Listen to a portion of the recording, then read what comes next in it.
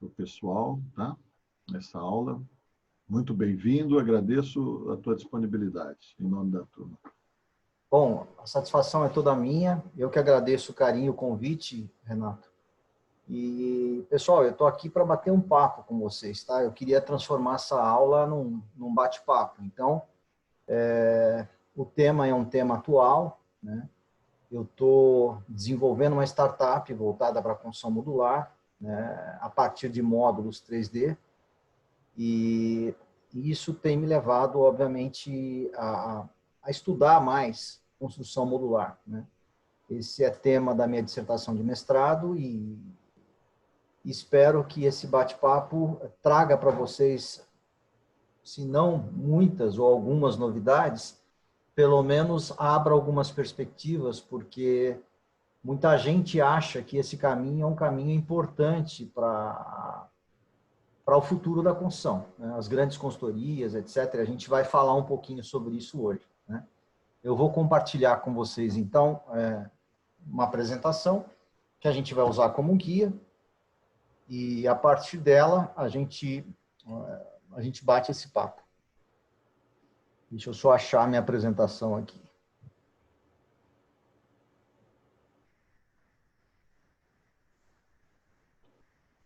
Pessoal, eu peço que vocês deixam a câmera ligada, o professor vê vocês, né, para não estar falando no ar, e para a gente saber que vocês estão aí, né? Tá bom? Eu acho que eu preciso fechar algumas coisas aqui, que é muita coisa, minha máquina não está achando. Espera aí.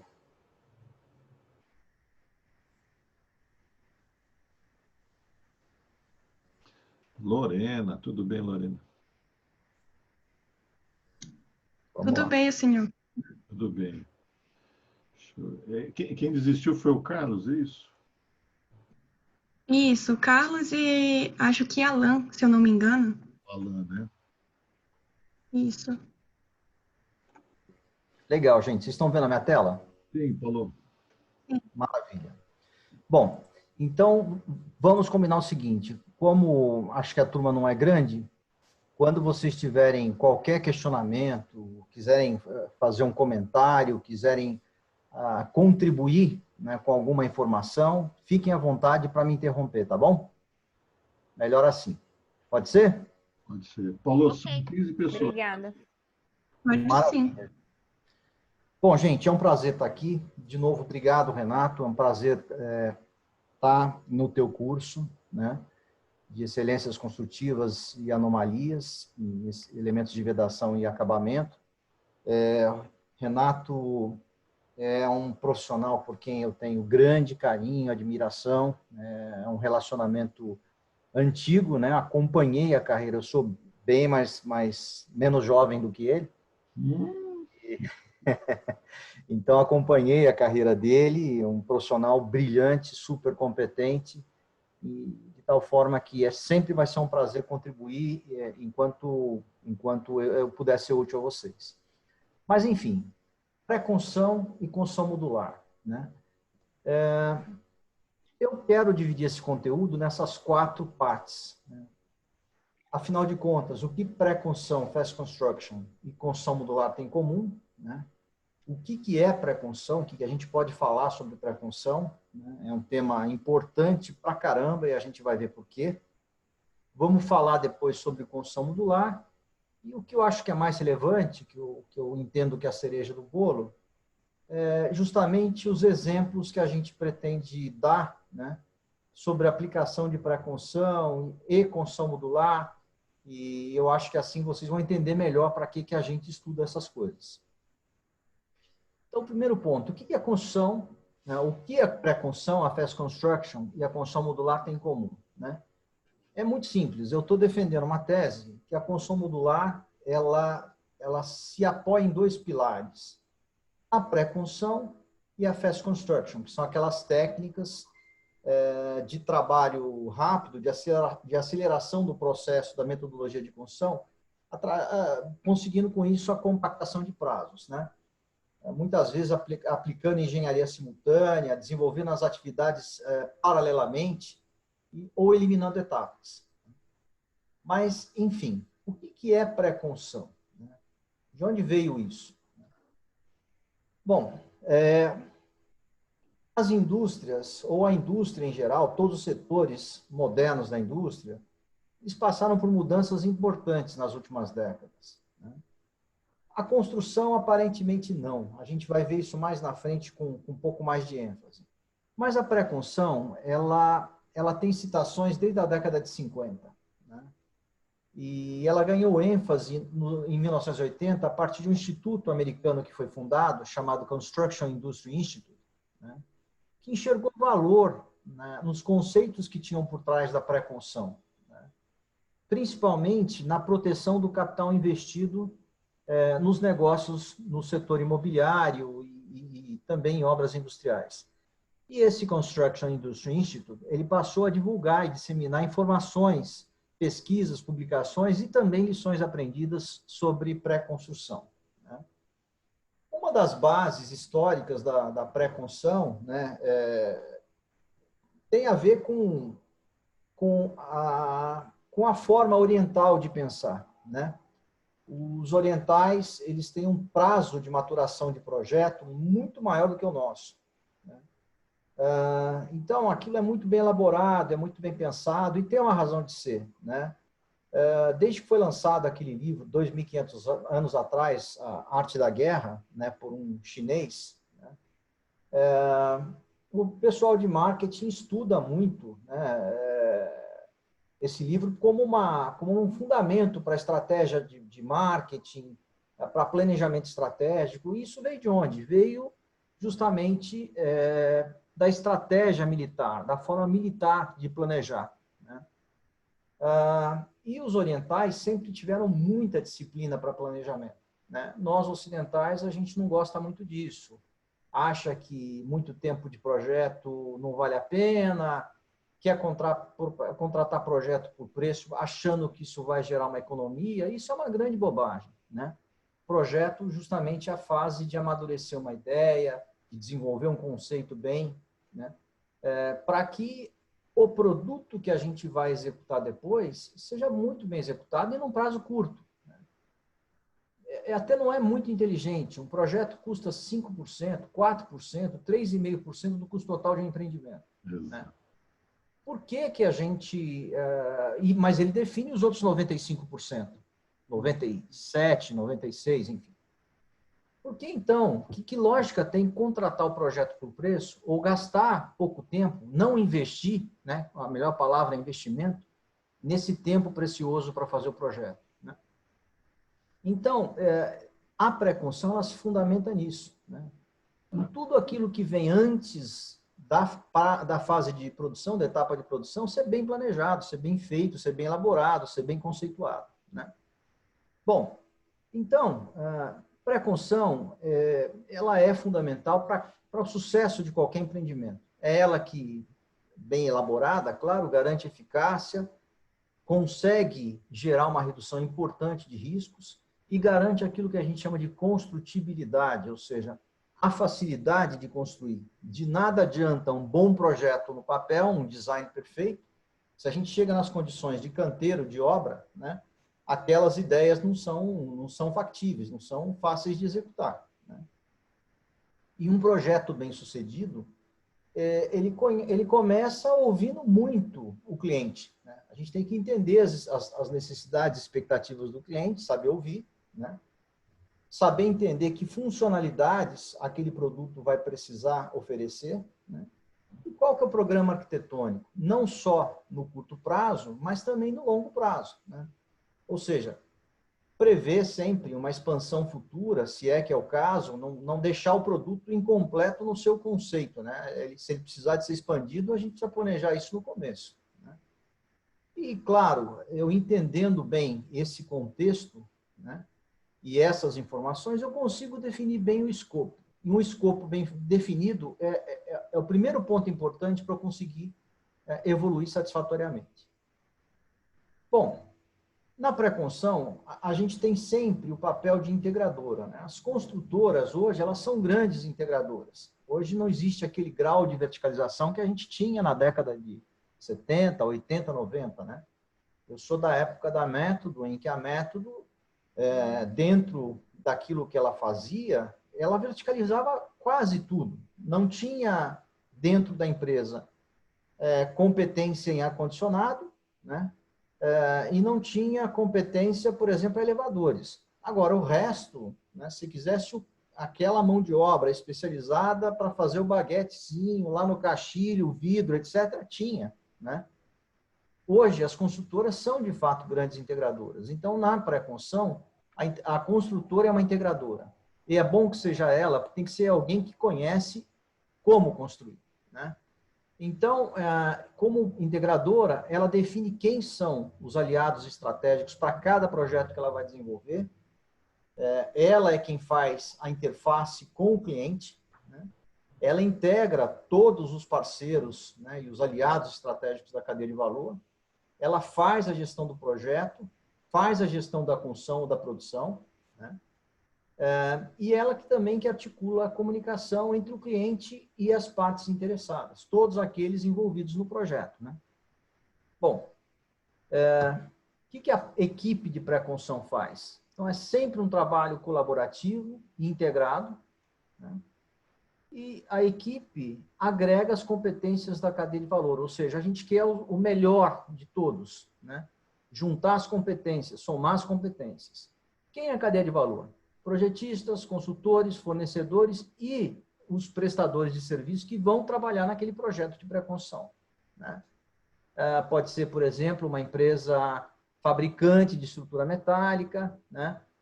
Pode ser uma empresa que vai projetar o sistema de ar-condicionado, né? E a integradora, que é a consultora, ela entra com todas as suas funções técnicas, né, para contribuir com esse grupo, como integradora. Então, engenharia, orçamento, planejamento, logística, suprimentos e produção, né? Ou seja, a equipe que vai produzir, que vai fazer a obra, deve trabalhar na pré-construção, né? Isso é uma coisa muito importante, porque muitas vezes, quando você faz uma pré-construção que não é plena, né, e não coloca o pessoal que vai, gerente de contrato, engenheiro de planejamento, etc., no projeto de pré-construção, no trabalho da pré-construção, quando chega o momento de executar a obra e você vai passar esse bastão para outro profissional, para outra equipe, né, geralmente acontece uma ruptura, né? Quem vai receber esse pacote para desenvolver depois sempre vai olhar para trás, eu faria isso de outro jeito, não acho que está bem resolvido assim. Pronto, perdemos o passo, né? Porque por isso é importante envolver a equipe de obra na pré-construção, né? O trabalho na obra de planejamento é um trabalho de ajuste, né, de replanejamento de algumas coisas que saíram do controle, mas obra é lugar de executar, é uma atividade executiva, não é lugar de pensar. Tudo aquilo que é planejamento, raciocínio, desenvolvimento de soluções é trabalho de pré-construção, é trabalho de projeto, né? Enfim, a equipe de pré-construção também define premissas, né, para um dado projeto, né, e analisa as soluções de engenharia, né? Que premissas são essas, né? Muitas vezes eu vou trabalhar um conceito, por exemplo, de um shopping center, né? E eu não tenho muita informação de projeto. O trabalho de pré-construção justamente é juntar uma equipe de especialistas competentes, toda essa turminha aqui, tá certo? Para olhar para aquele terreno, olhar para o produto que vai ser executado e conseguir definir premissas para eu já começar a alimentar um sistema de informação de planejamento, de geração de estimativas de custos, né? E isso vai sendo desenvolvido na medida em que o projeto vai andando, sempre muito bem premissado, né? Bom, o que mais que faz uma equipe de pré-construção? Ela sempre analisa riscos, é sempre importante ter alternativas para as soluções que eu estou desenvolvendo. Eu preciso sempre encontrar qual é o melhor caminho. E para saber qual é o melhor caminho, eu tenho que analisar alguns, né? Os melhores que eu consegui imaginar naquele projeto ou naquele processo. Ela faz os estudos de viabilidade, né, técnica e econômica de cada empreendimento. Ela faz estimativas de custo e prazo. Essas estimativas são sempre dinâmicas e elas vão evoluindo na medida em que o projeto também vai sendo desenvolvido. E ela desenvolve tudo aquilo que tem a ver com o planejamento daquele processo. Ou seja, todas as ferramentas que vocês conhecem bem. Cronograma, histograma, logística do canteiro, plano de ataque, todos os planos, né? Plano de aquisição, plano da qualidade, plano de saúde, segurança e meio ambiente, enfim. Então, todas as ferramentas de planejamento são desenvolvidas dentro do conceito da pré-construção e vão evoluindo juntamente com as demais etapas do projeto. Bom, que objetivos, então, teria a pré-construção? Desenvolver sempre a melhor solução técnica para um dado projeto, né? Garantir o desempenho do produto que vai ser desenvolvido, né? Sempre que possível usar e inovar, né? Explorar a tecnologia e inovação, claro que de forma segura, né? Ou seja, olhar para sistemas construtivos, o que casa melhor com aquele produto, que inovações eu posso agregar, né? Que benefícios isso vai gerar, né? Que processos eu preciso desenvolver ou utilizar, né? E a pré-construção existe para a gente vencer desafios de engenharia em projetos e empreendimentos diferenciados, né? Ou seja, eu gosto de falar isso, né? Quando eu uso pré-construção e não desenvolvo um projeto convencional, pré-construção é uma boa ferramenta para a gente poder sempre encontrar onde que eu consigo ser melhor que o meu concorrente. Como é que eu faço melhor, mais rápido, de forma mais econômica, né? Então, uma forma de fazer isso é explorando as ferramentas de pré-construção que a gente vai ver daqui a pouco, né? E é importante, claro, né, atender às necessidades e expectativas do cliente e gerar um projeto sempre funcional. Não só funcional, mas financeiramente viável e eficaz. Ok até aqui, gente? Ok, Paulo. Bacana. Beleza. Legal, gente. Qualquer coisa, vocês me interrompam, por favor, tá? Tá bom, professor. Legal. E através da pré-construção, né, que eu exploro algumas ferramentas, né? As principais estão listadas nesse slide, né? O BIM, que é o Building Information Modeling, que vocês conhecem, né? Ele que trouxe a construção para a era digital, né? E é uma ferramenta importante, não só para clash detection, mas para fazer estudos. Eu vou mostrar alguma coisa para vocês aqui de planejamento de montagem, custos, etc., né? Hoje o BIM está sendo empregado, inclusive, na área de manutenção e operação, né? Então, ele tem muito a dar ainda, né? Lean Construction, que vocês também conhecem, engenharia simultânea, que é muito utilizada em Fast Construction, né? Engenharia análise do valor, EAV, a gente vai ver um pouquinho, e Target Costing. Essas duas últimas ferramentas a gente vai falar um pouquinho mais, né? Então, essas ferramentas, o que elas fazem? Elas são úteis para gerar diferenciais competitivos para aquele projeto, para aquele produto ou empreendimento que eu vou desenvolver. Ah, eu uso todas ao mesmo tempo? Não, né? Eu uso aquelas que são mais competentes para o projeto que eu vou desenvolver, né? Depende um pouco do prazo que eu tenho para trabalhar, né?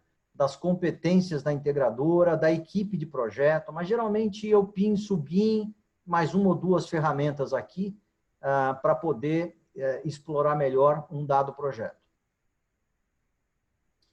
Bom, e o que é engenharia análise do valor, né? Isso surgiu lá no Japão, depois da Segunda Guerra, quando os recursos eram muito escassos, né? E é uma forma para a gente conseguir eliminar custos desnecessários, ou seja, o que num dado projeto não é valor para o cliente, não agrega valor para ele. De preferência, aqueles atributos do produto que não geram valor, ou a gente minimiza o impacto deles no projeto, ou tira, simplesmente extrai do projeto. Por outro lado, a gente promove as funções necessárias, aquelas que o cliente valoriza, ao menor custo possível. E o objetivo é satisfazer as funções requeridas ao menor custo, né? Então, é para isso que a gente usa engenharia análise de valor. E ela funciona muito bem, né? Com uma outra ferramenta que eu não trouxe para cá, né? Mas que eu vou falar um pouquinho sobre ela, porque eu acho que vale a pena, que é o Target Costing, né? Trouxe sim, perdão, gente. O que é Target Costing, né? Ou custo meta em português? É uma forma dinâmica de trabalhar para reduzir custos. Então, quando eu topo desenvolver um projeto olhando para um preço-alvo, para um custo meta, né? Eu vou desenvolver o projeto para que aquele custo seja atingido, né? Se não cheguei lá, eu volto para a prancheta. Se não cheguei lá, eu volto para a prancheta. É mais uma ferramenta que veio dos japoneses também, né? É uma forma de estar muito focado no projeto, no cliente, né? E que a partir de um preço pré-definido, ou de um preço meta, um custo meta, né? Eu consiga desenvolver o projeto, ou aquele produto, ou aquele empreendimento para atingir esse objetivo. Tá certo? Target Costing e engenharia e análise do valor juntos são duas ferramentas poderosíssimas. É projetar com o bolso, tá, gente? Tá claro esses conceitos para vocês? Sim, professor. Sim. Tranquilo. Legal. Bom, se vocês forem procurar, vocês não vão achar uma definição muito clara de pré-construção, né? Eu achei isso estranho e eu resolvi dar pelo menos tentar definir, porque eu acho que é uma forma clara da gente entender em que contexto isso acontece. Então, tudo aquilo que a gente faz antes da etapa de produção, desde a concepção do produto, é pré-construção, né? Que passa pelo estudo de soluções de engenharia, pelo desenvolvimento de estimativas de custo, estudo de viabilidade, planejamento, orçamento. Lembrando que planejamento e orçamento são dinâmicos ao longo do desenvolvimento do projeto, né? Mas dentro de um projeto integrado de construção. Para quê? Para garantir a sua eficácia e construtibilidade. Então, eu entendo que esse é um conceito de pré-construção, a definição de pré-construção que atinge as expectativas, que define bem o que é a pré-construção. E quais são os benefícios da pré-construção? É a forma seguramente mais rápida e econômica para quê? Para chegar ao produto pretendido, né? Para antecipar incertezas, para reduzir riscos de projeto. Quando a gente faz pré-construção, né? É uma coisa que o PMI enfatiza muito e é muito importante, né? Fazer análise de risco, fazer o mapa de riscos do projeto. O risco é uma coisa dinâmica que também varia ao longo do tempo, né? Eu preciso reduzir, mitigar esses riscos e também minimizar a possibilidade de mudanças, né? As mudanças para o projeto, elas são indesejáveis para os clientes, né? Os clientes não querem mudanças de projeto, porque o PMI diz o seguinte: qualquer mudança em projeto impacta custo e impacta prazo, né? Às vezes pode ser muito bom para o consultor, mas é péssimo para o cliente, né? Mas geralmente sempre mudança gera desgaste.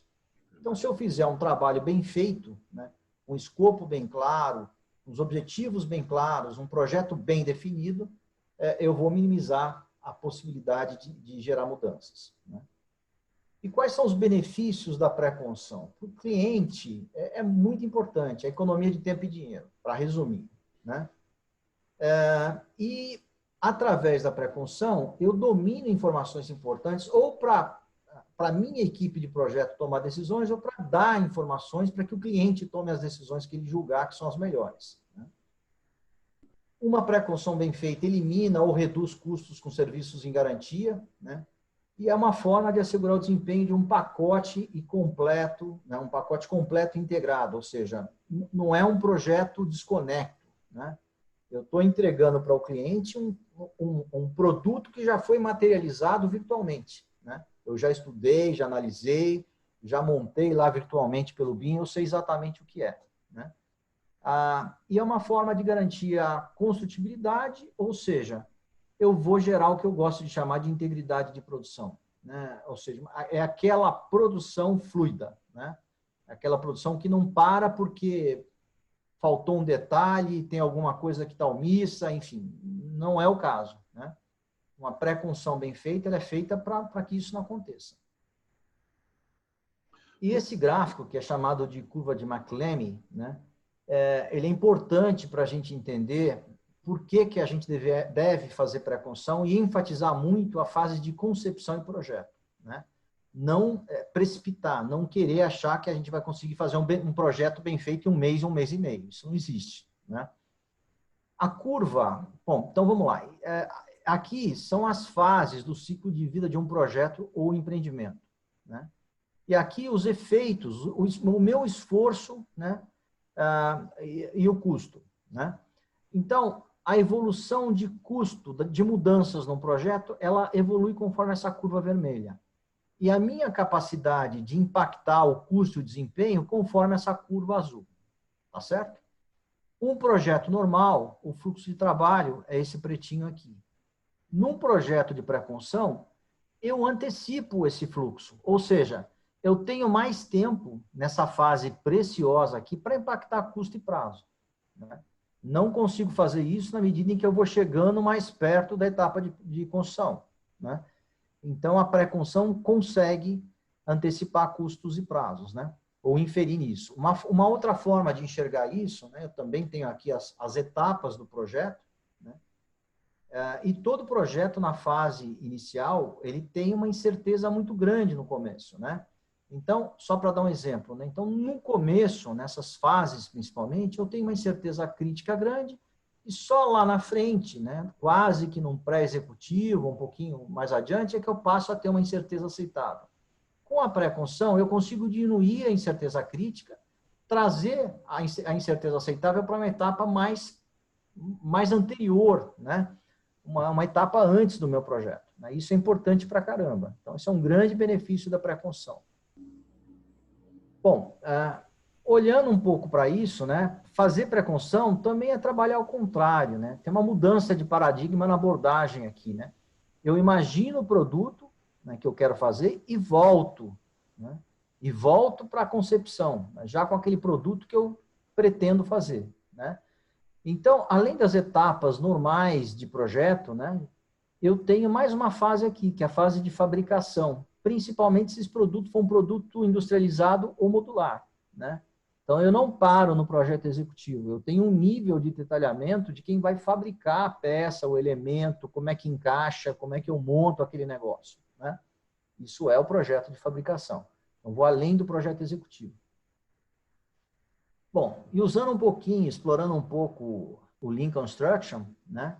É muito importante na pré-construção eu me aprofundar na logística e nos suprimentos, no planejamento da logística de suprimentos, né? Eu tenho que reduzir desperdícios, né? Isso dentro daquele conceito de melhoria contínua, né? Pensar no trabalho, pensar no fluxo de materiais no canteiro, né? E também na gestão da produção, né? Tempo de ciclo no meu projeto e também, obviamente, mão de obra, né? Então, todos esses itens, né? Todas essas áreas aqui, processos, estoques, defeitos, movimentação, atraso, tudo isso aqui gera desperdício, né? Então, olhar para isso de uma forma inteligente, né? Priorizando aquilo que tem mais impacto, no meu caso, etc., e buscando aí um caça-desperdícios é uma forma importante para poder também reduzir custos e evitar desperdícios e retrabalho.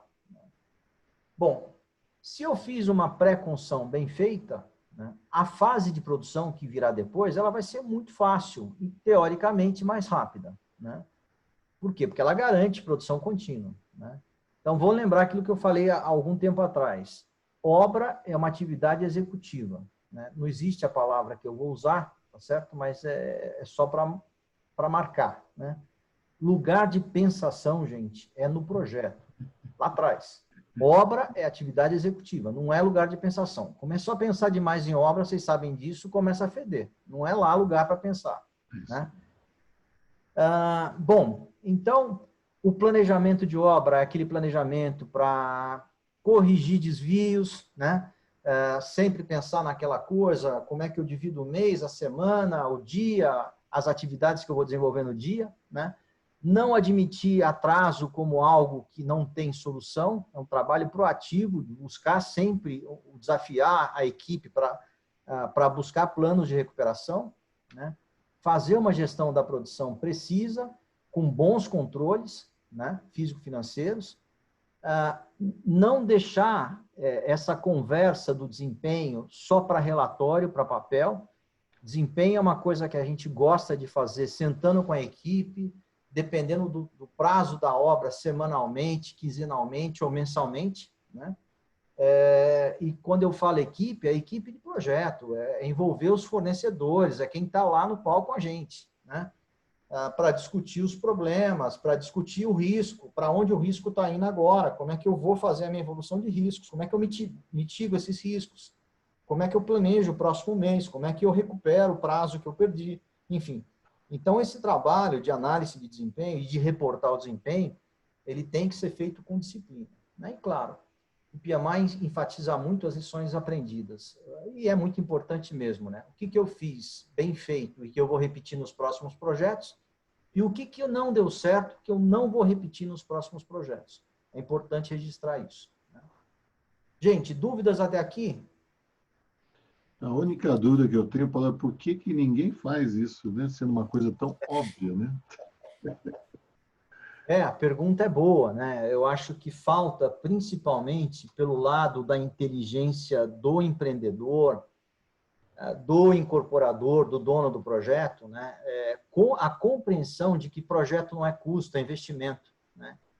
E que pré-construção bem feita é valor para ele, é redução do custo de construção, né? Essa coisa o pessoal não entende.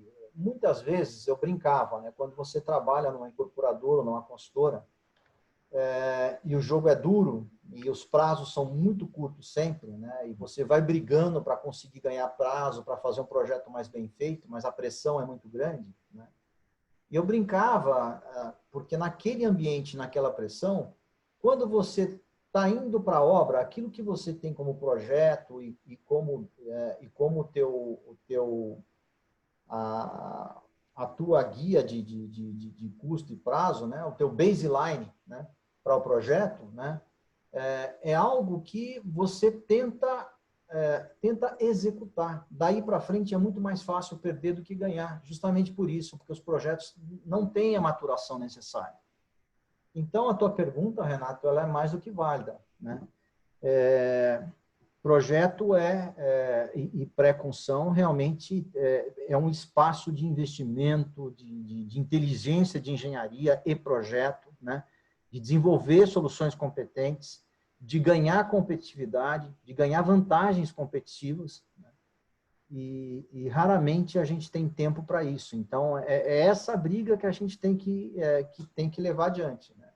E vocês, jovens aí, que em breve vão estar atuando, gerenciando, dirigindo operações, né? Eu acho importante vocês partirem para o mercado, né? Alguns de vocês eu sei que já trabalham, estagiam, etc., mas já partirem para o mercado com esse tipo de conceito, né? E defender esse negócio, né? Eu, quando vejo alguém contratar projeto por preço, né? Isso é um absurdo, né? A gente contrata especialistas que passaram anos e anos para atingir um nível de maturidade profissional, né? Como é que você pode desvalorizar esse conhecimento e contratar um projeto por preço? Gente, é no máximo, e estou exagerando, 5% do custo do produto, né? É lugar de fazer economia? É burro isso, não é inteligente, né? Mas, enfim, tudo bem até aqui? Vocês querem perguntar alguma coisa, gente? Por enquanto, tranquilo. Tranquilo. Isso Todo eu mundo está quero- comigo? Estamos indo bem? Tá claro? Paulo, Diga. Assim, deixa eu mostrar um gráfico rapidinho. Então, deixa eu sair do compartilhamento aqui.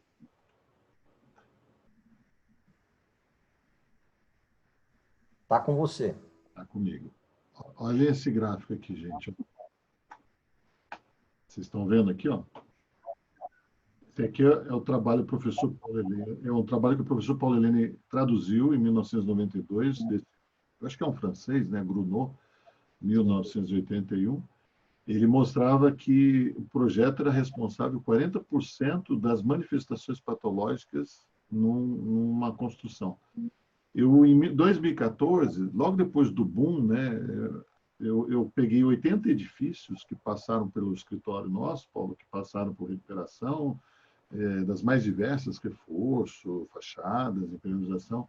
Olha o que aconteceu em 30 anos. Ó. De 81 para 2014, olha o projeto. Zero, né? Não mudou nada. Legal. Essa informação é importante, porque as pessoas continuam não pensando em projeto, né? Ou seja, nós não aprendemos ainda com esses gráficos, né, Renato? Não, e olha o que o Paulo falou, gente. Esse eles já viram, olha aqui, ó, na aula deles, a importância do projeto, quer ver? Aqui, ó, o custo de projetos. Esse aqui é um trabalho, Paulo, são várias teses de doutorado, Está publicado aqui no UOL. E os projetos, olha lá, o Paulo falou isso, no máximo 5%, 4%, gente, olha. Tá vendo? E o restante é tudo muito pesado, né? Olha os revestimentos, as estruturas, né? As instalações. Bacana. E a gente não está dando a devida atenção, né? Legal. Tudo bem, gente? Vamos continuar então? Não. Legal. Bom, uma vez que a gente já falou um pouco sobre pré-construção, né? Eu vou falar agora um pouquinho sobre construção modular e depois a gente parte para aquilo que de fato eu quero, que eu acho que é legal para discutir experiência com vocês, que são os exemplos na prática de como é que isso funciona, né? Bom, mas vamos lá. Primeiro ponto, deixa eu tentar tirar da tela aqui. Como é que eu tenho que esconder, eu tenho que esconder vocês. Deixa eu ver aqui como é que eu faço isso. Espera aí, deixa eu sair do compartilhamento, eu diminuo isso aqui e aí fica mais fácil. Eu estou apanhando da tecnologia, tá, gente? Desculpa. A gente está sempre apanhando, Paulo.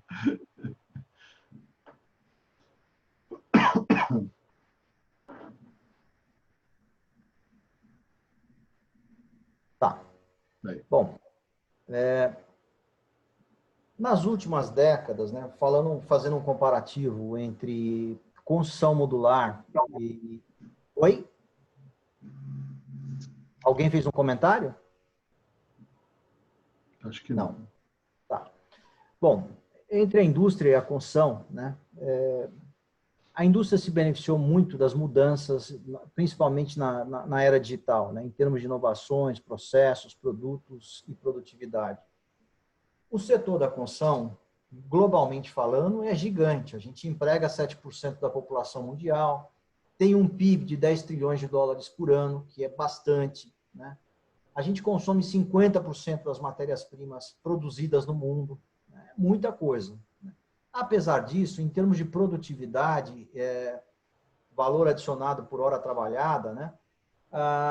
Nos Estados Unidos, que são um país desenvolvido, né? De 47 a 2010, a produtividade em todos os setores da economia americana cresceu 1.500%.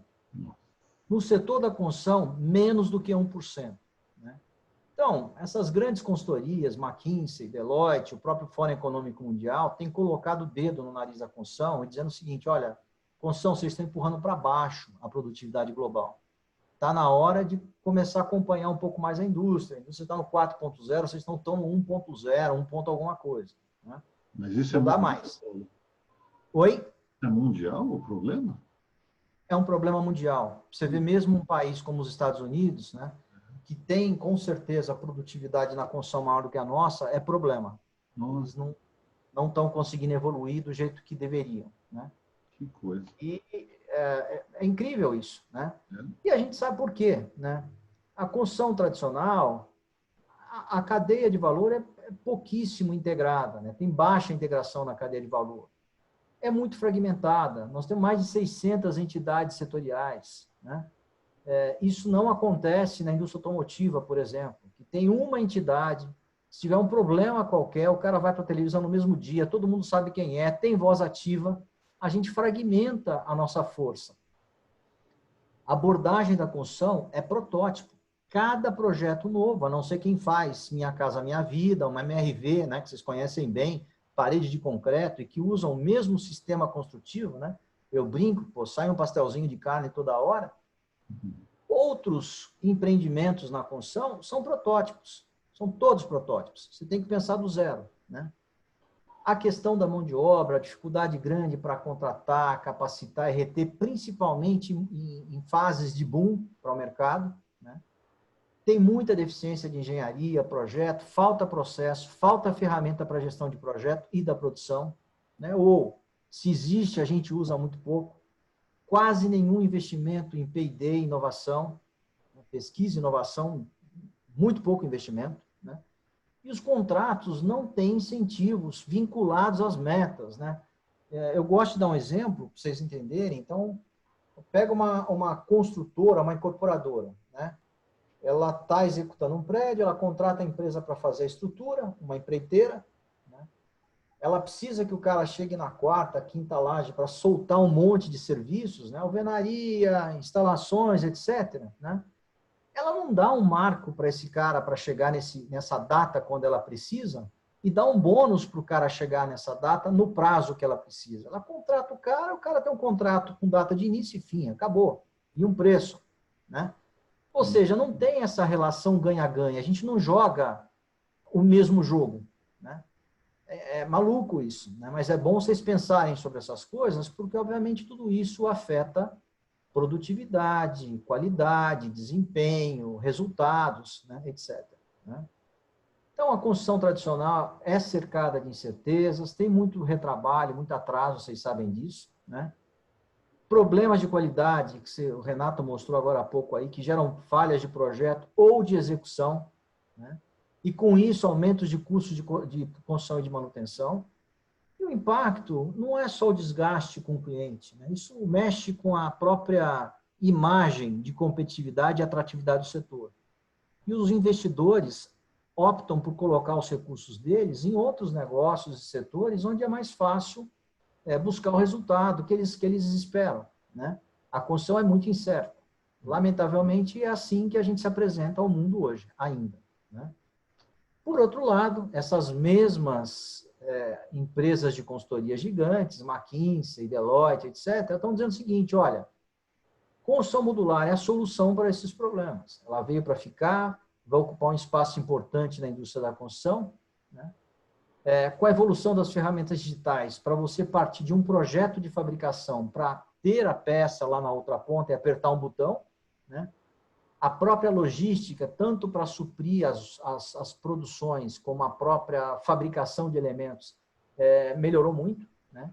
E hoje, os clientes têm uma percepção diferente com relação ao produto industrializado, né? Entendem que isso é qualidade, que é baixo desperdício, que é menor retrabalho, e com os materiais de acabamento e revestimento arquitetônicos mais modernos, um produto industrializado nada deixa a desejar para um tailor-made, para um projeto muito bem feito por um bom arquiteto, tá certo? Bom, então quais são os benefícios da construção modular? É produção em fábrica, portanto, ambiente controlado, conforme processos e sistemas de qualidade, né? Previsibilidade de custos e prazos que a construção tradicional não consegue garantir, né? E essas consultorias, a McKinsey disse nesse relatório aqui de 2019, que é relativamente recente, né? Muito interessante, né? From projects to products, né? Que ele fala, você começa a pensar o produto ou o teu projeto como um produto, né? E não só como um projeto de construção. Mas ela diz o seguinte: com construção modular, dá para compactar até 50% dos prazos e dá para reduzir até 20% dos custos. Eu digo para vocês que essas metas, elas vão muito além disso, né? Esses 20% de redução de custo, eles tomaram esse número só pela redução do desperdício, tá? Não estão computando aqui ganho de produtividade, nada disso. Então, vai muito além disso, né? Posso garantir para vocês já. Mas, de qualquer forma, são números que chamam a atenção. E a gente também emprega menos profissionais mais especializados, tá certo? Não é aquele canteiro com aquele formigueiro, dificuldade para gestão, etc., né? Bom, e também há, portanto, redução de risco, de desperdício, né? Os projetos de construção modular, a gente tenta racionalizar, já paginar de tal forma que o tamanho dos ambientes, tamanho dos caixilhos, etc., né? Evite corte de peça cerâmica, de elementos de revestimento, etc., né? De piso, né? E também os custos de operação e manutenção são menores. Isso é histórico, tá? Não é o Paulo que está dizendo. E aqui, a própria McKinsey, nesse mesmo relatório que eu me referi aqui atrás, ela mostra como é que a gente compacta até 50% dos prazos. O pretinho aqui é a construção tradicional, ou seja, eu executo uma atividade, ela acaba, eu começo a outra, ela acaba, eu começo a outra, e assim consecutivamente. Eu não disse para vocês lá atrás que a construção modular, ela tem como base a pré-construção e a fast construction, né? Aqui eu vou lembrar por quê. Na fast construction, a gente faz isso o tempo todo. É compactação de prazos. É trabalhar simultaneamente as etapas. Eu não espero uma acabar para começar outra. Eu desenvolvo as coisas aplicando o paralelismo. Né? Desculpa aí, a palavra é difícil, quase não saiu. Né? É isso. Mas é assim que a gente consegue compactar 50% dos prazos. Tudo bem até aqui, gente? Muito bacana, tudo bem. Legal. Bom, esse outro gráfico que está nesse mesmo relatório, ele mostra o seguinte: se eu fizer um painel, aqui a complexidade e escala de produção, né? Tem diversas abordagens na construção modular. Se eu fizer um painel, é construção modular. Tá? Mas se eu fizer um módulo, também é construção modular. Então, na medida em que eu vou subindo e caminhando para esse extremo aqui, né? Eu estou entregando produtos praticamente acabados. Ou entrego uma casa pronta, ou entrego módulos para serem encaixados no local onde eu vou montar a obra, né? A casa, o prédio, a torre, seja lá o que for, comercial, hotel, hospital, escola, o que for, né? Paulo, Diga. pela tua imagem, a gente percebe que você não necessariamente precisa ter uma coisa quadradinha, tudo igual, né? A gente pensa em construção modular, não sei, pelo menos na minha cabeça é assim, alguma coisa em linha de produção, tudo igual. Mas eu estou vendo que você está montando aqui, né, nessa imagem à direita em cima, uma construção diferente, né? Ela está vindo os módulos, mas ela tem uma cara diferente, né? Ela não é uma coisa, um caixotão, né? Perfeito, Renato. Eu acho que tem formas muito inteligentes de você abordar essa questão hoje, né? O projeto que eu estou desenvolvendo na minha startup é um projeto de construção modular, levando para esse máximo nível aqui da operação. É módulo 3D pronto, né? Então, eu vou deixar partes da casa pronta. Eu quero desenvolver off-site, ou seja, no ambiente industrial, o máximo que eu puder para ter o mínimo possível para fazer no campo. Porque é lá no campo que eu tenho problema com clima, um monte de gente para administrar, eu quero diminuir ao máximo as atividades de campo. E a inteligência de engenharia e projeto está justamente no que você falou, né? Isso não precisa ser um caixote, isso não precisa ter cara de container, né? Construção modular é desenvolver módulos que são partes de um elemento, de uma edificação, né?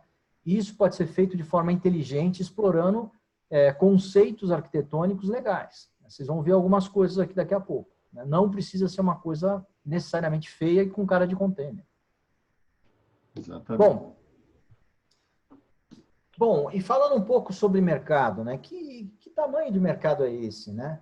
O que é isso? Essa empresa de consultoria global, Markets and Markets, que faz pesquisas de mercado, ela diz o seguinte: a construção modular dobrou de tamanho nos últimos 5 anos, produziu 112 bilhões de dólares em 2018, vai ter um crescimento médio de 6,9% ao ano até 2023, tem potencial para gerar uma economia anual de 22 bilhões, ou seja, 80% menos de resíduos, em níveis, ou baseado nos números de 2018, tá? Então, olha, 22 bilhões para quem produziu 112, é muita coisa, gente. De novo, né?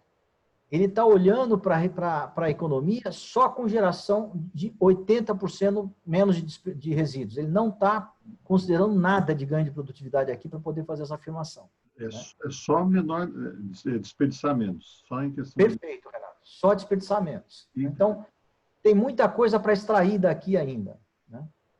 Essa é a verdade. Paulo, depois diga, Renato. Fala o que quer dizer Aratal, né? Você não falou. Não sei se Falo sim. Aratal, que é o nome da minha startup, aí tem que contar uma historinha para vocês. Eu comecei a chamar essa operação de Smart Building, né? Eu achei que Smart Building é um termo em inglês muito fácil de ser assimilado, né? E eu tenho alguns sócios comigo nesse projeto e eles queriam me matar. Pô, nós somos uma operação brasileira, nós temos que botar verde e amarelo nessa operação, ter um termo mais próximo da nossa, do português, Brasil, etc. E eu fui traduzir modular em vários idiomas e, como é uma palavra de origem latina, nos idiomas latinos ela é muito parecida, né? sempre parece alguma coisa como modular. Não dá para tirar muito daí, sair muito daí. E eu, por curiosidade, eu fui lá no Google Tradutor e em Maori eu vi que modular é Aratal, né? E eu não sei o que significa para eles fazer alguma coisa modular, mas eu juro que Maori Aratal significa modular. E que é um termo que tem uma fonética que parece muito Tupi-Guarani, parece uma coisa mais brasileira, então a gente acabou adotando. É essa a razão do nome. Muito bom. Mas legal. Então, eu falei da visão da Markets and Markets e vou falar da visão da McKinsey, tá? Que tem feito um trabalho sensacional de suporte aí à evolução da construção modular no mundo. E ela diz o seguinte, né? A participação de mercado da construção modular permanente, que você pode fazer construção modular como esses hospitais de campanha, né? Que você faz para desmontar depois, mas está falando permanente. Cresceu 50% nos projetos imobiliários na América do Norte de 2015 a 2018. É muito, gente. É bom ficar de olho nessas tendências. Gastos com P&D entre 2.500 empresas de construção pesquisadas aumentaram 77% desde 2013. Então, tem coisas acontecendo por aí, vamos ficar de olho, né? E uma nova geração de players surgiu para liderar essa mudança, né? Eu sou ainda minúsculo nesse processo, mas a gente está aí para justamente liderar essa mudança, transformar a construção modular numa indústria moderna e eficaz, né? Assim como os setores mais modernos da indústria. Bom, esses dois próximos slides eu vou deixar para vocês se divertirem depois, né? Esse material é de vocês, porque eu cito aqui, acho que 10 vantagens, 8 vantagens da construção modular em relação à construção tradicional, né? E como é muita coisa, eu acho que valeria a pena vocês olharem depois, mas eu quero enfatizar alguns, né? Que é a previsibilidade, a rapidez, né? Conseguir garantir que eu vou entregar a obra no custo e no prazo que eu planejei, né? Essa coisa de concentrar as minhas atividades off-site no ambiente industrial, né? Enfim, compactação do prazo de construção, né? Maior flexibilidade para poder me ajustar às necessidades do cliente, né? Qualidade superior, edificações mais sustentáveis, mais eficazes, se elas forem adequadamente projetadas, né? E por aí vai, né? Então, depois vocês, por favor, deem uma olhada nisso com mais carinho, né? Mas eu tenho, nesse ponto, que perguntar a vocês se existem dúvidas, se tem algum ponto que não ficou claro, se vocês querem contribuir antes da gente mudar para a próxima etapa. Tudo bem, gente? Tudo certo. Legal. Nenhuma pergunta, nenhum comentário? Gente, vocês estão diante de um gigante aí da construção. Não, para com isso. Eu fico preocupado, né? Ou vocês estão comigo totalmente, ou ninguém está em lugar nenhum. Aí eu fico preocupado. Mas está tudo bem? Todo mundo muda. O povo é quietinho mesmo, viu, Paulo? Eles são quietinhos. Tá bom. Então, vamos para frente. Bom, essa acho que é a parte talvez tenha melhor conteúdo para vocês, né? E a gente vai falar um pouquinho mais de como é que eu aplico. Pô, e daí? Como é que eu aplico para construção modular, né? Então, vamos partir para os exemplos, né? Para quem já trabalha no mercado imobiliário, estagia, etc., sabe que trabalhar nesse ambiente é muito complexo, né? Quando você trabalha numa área de engenharia, projeto, né? O empreendedor, a primeira pergunta que ele faz antes de você ter uma folha de projeto é quanto custa? Quanto vai custar esse troço, né? Aí você fala do outro lado, a gente precisa desenvolver o projeto para saber quanto custa, né? Ele não aceita essa posição de jeito nenhum, né? Mas para investir no projeto eu preciso saber se o empreendimento é viável, como é que eu vou fazer o projeto, né? Então, um caminho que a gente acabou adotando e aprendendo, usando pré-construção, é trabalhar com análise paramétrica, trabalhar com estimativas de custo por metro quadrado, gerar um BI com índices de obras similares, né? E elevar a contingência enquanto a gente não tem muita informação, mas a gente aprendeu a trabalhar fazendo estimativas, estudos de viabilidade, explorando a base de conhecimento existente, né?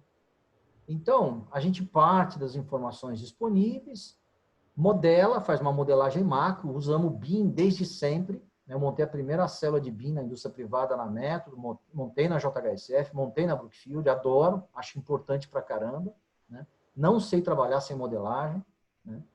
E aí a gente vai caminhando com os estudos de custo na medida em que a gente vai evoluindo.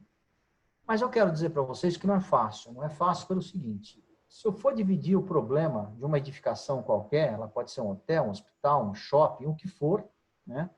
Um prédio de escritórios, um prédio residencial, eu tenho aquilo que eu conheço e domino melhor, que é o shell, ou seja, independentemente de onde essa obra for construída, ele não vai variar muito o custo, tá certo? A estrutura, vedações, fachada, etc. Eu conheço bem isso aqui. As fundações, que dependem do local, do terreno, das condições do solo, e infraestrutura, que também é um ilustre desconhecido, tá certo? Também depende de onde eu estou trabalhando, né? Então, daqui para cima eu tenho um controle maior, daqui para baixo menor, né? As condições de contorno, né? Como eu prefiro chamar. Então, aqui eu tenho definição maior, as variáveis são conhecidas, a incerteza é muito menor, e na medida em que eu vou descendo, isso tudo é mais desconhecido ou mais incerto, tá certo? É como se a gente tivesse aqui um iceberg, e tudo que eu tenho daqui para cima, eu conheço, eu sei, eu estou vendo. Daqui para baixo eu tenho que pesquisar. Tudo bem, gente?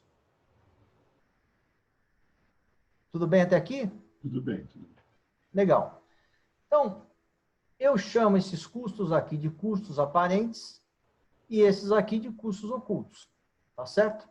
Então, num primeiro momento, eu contingencio melhor esses custos, e isso aqui eu posso usar as bases de conhecimento que eu tenho, que eu adquiri, para poder inferir, projetar, estudar, estimar, etc. Né? Então, aqui é um exemplo, né? Eu sempre começo a modelar. Esse caso aqui, vocês vão ver, é um outlet que a gente fez, e para a JHSF, é o Catarina, tá certo? Então, não tinha projeto ainda, mas a gente já estava imaginando como ia ser o produto, como ia ser os blocos, como é que ia ser o mall. E engraçado que isso foi numa conversa com o arquiteto, o produto final foi muito perto disso, então a gente já começou a modelar antes de ter uma folha de projeto. Né? Então, aí começa a fazer estudo de massa, terraplenagem, os volumes. Nesse momento é tudo muito incerto ainda, é macro, né?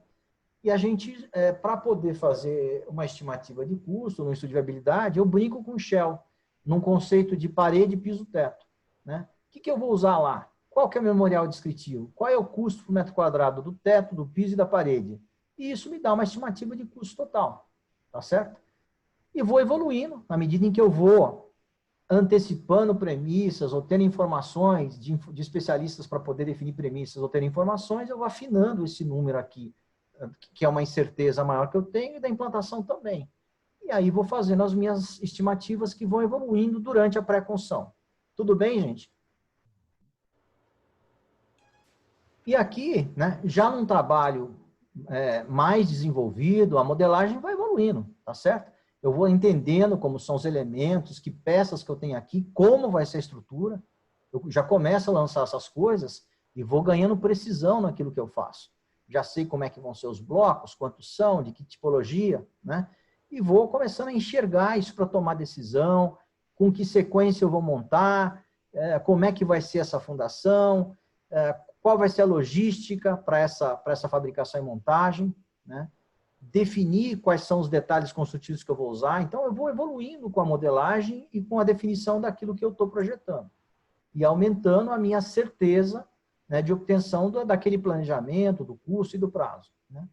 Então, aqui já é a obra totalmente industrializada. Aqui a gente usou pré-fabricado de concreto, de estrutura metálica, né, com painéis também isotérmicos, né, de fechamento, né, telha isotérmica, né, uma obra totalmente industrializada, que já é o outlet acabado. Né?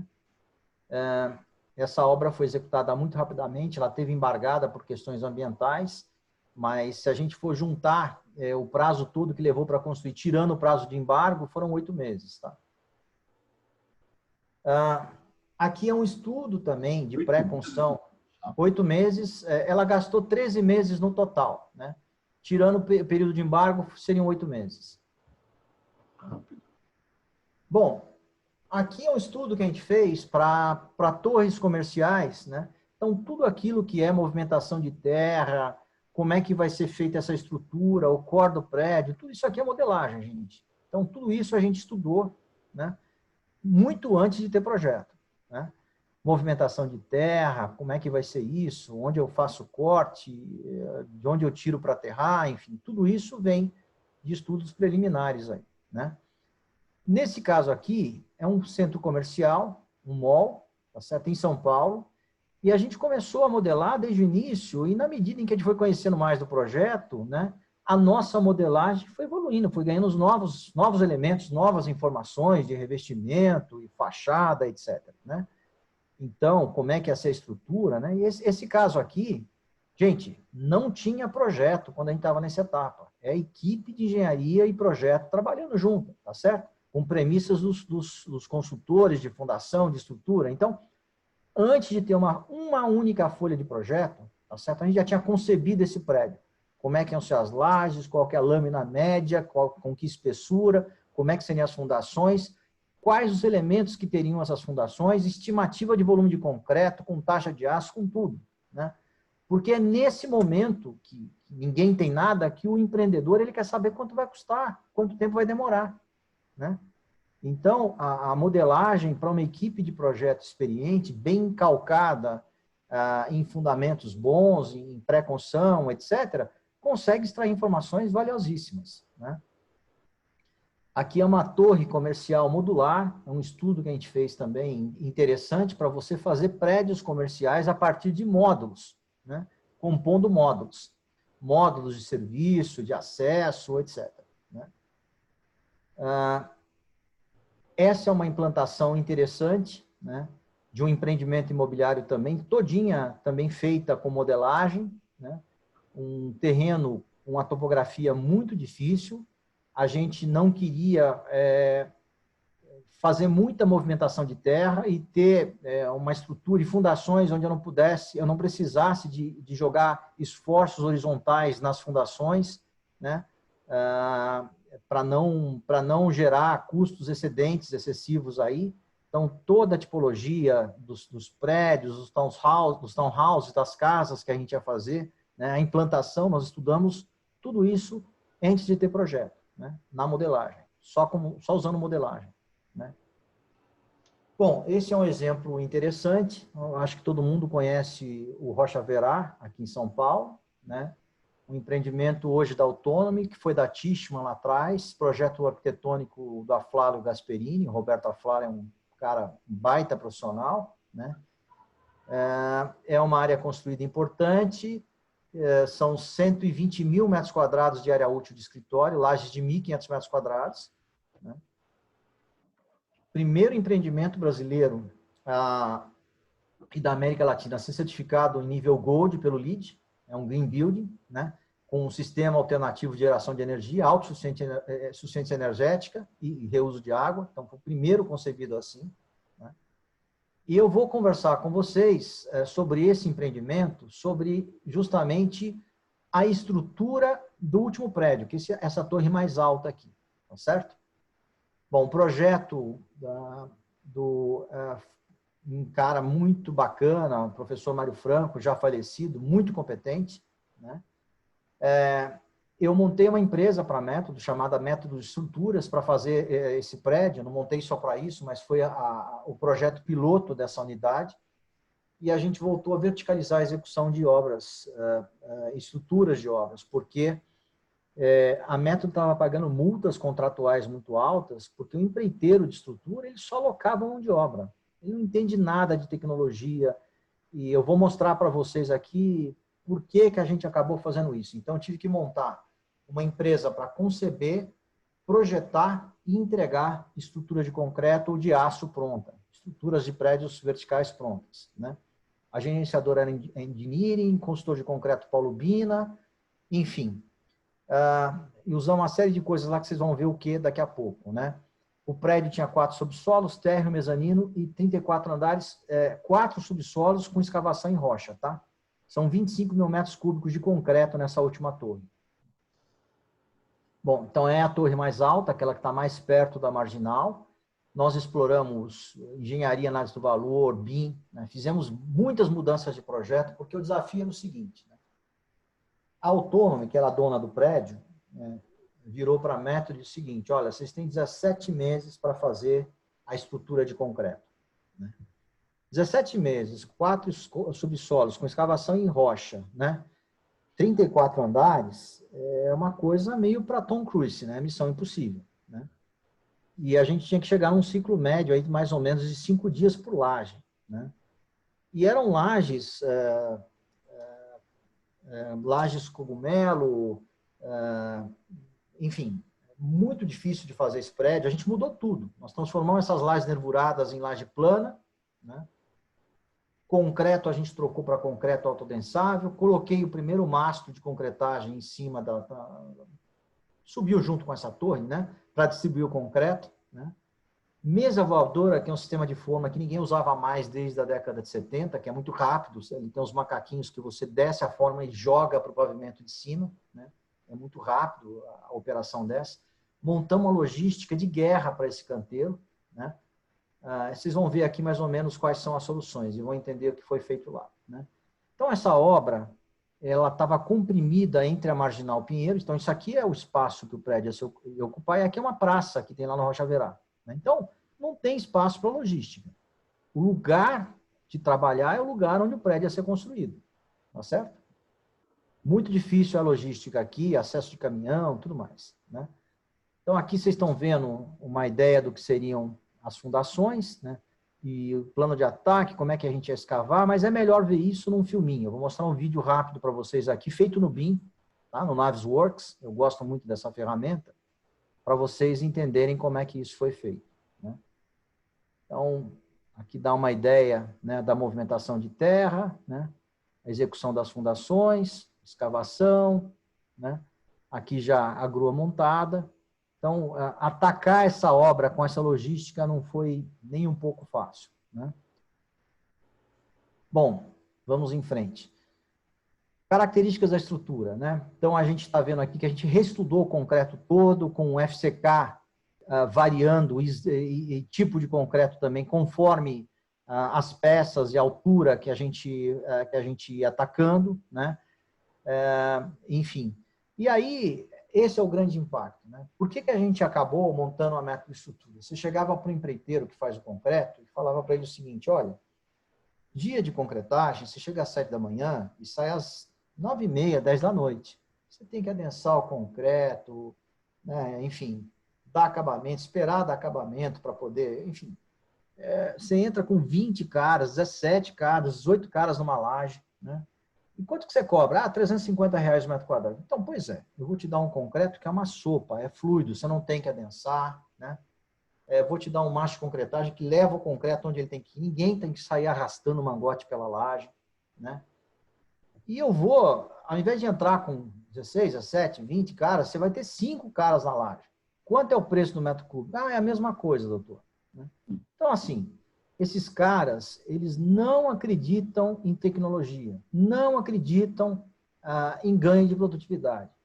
Então, a gente teve que montar essa operação, né, para mostrar que esses 12%, 13% mais caro que você coloca numa obra dessa para ter um concreto de melhor qualidade, uma operação muito mais rápida, mais fluida, com menores defeitos, né, e com muito menos gente trabalhando, né, só dá para botar essa equação de pé se você ganhar em produtividade o suficiente para poder compensar essa conta.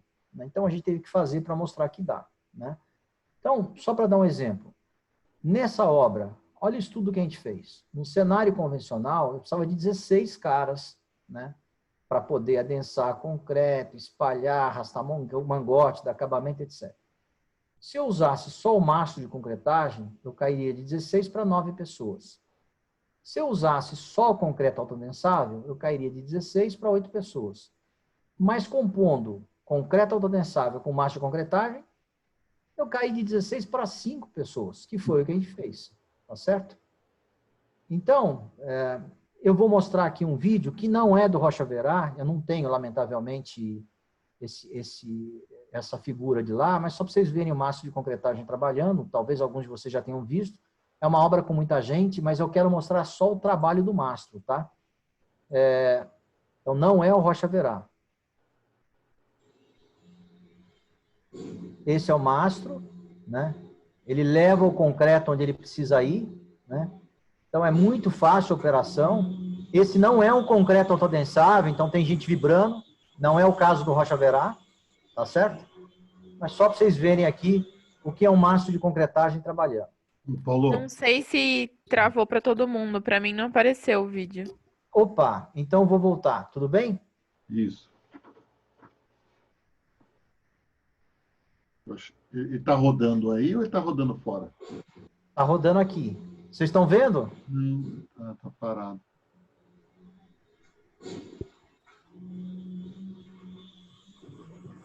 A gente está escutando, estou escutando o som, mas não está aparecendo. Poxa, gente, que pena. Eu compartilho o vídeo com vocês depois, então. Tá bom? Tá bom. Ok. Bom, Você chegou a mostrar um outro vídeo anteriormente, não mostrou também? vocês viram, né? Não, também não rodou. Opa! Deixa eu tentar fazer uma outra coisa, então. Espera lá. Deixa eu tentar compartilhar os vídeos. Não, depois você me manda, eu mostro pro pessoal. Pode ser? Compartilhar aí, né? Você diz, né? Isso.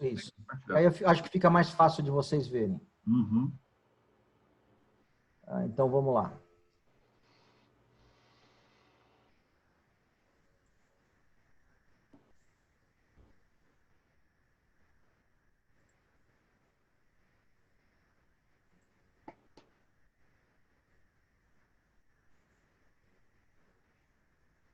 Bom. Aí eu tenho que compartilhar primeiro, né? Claro.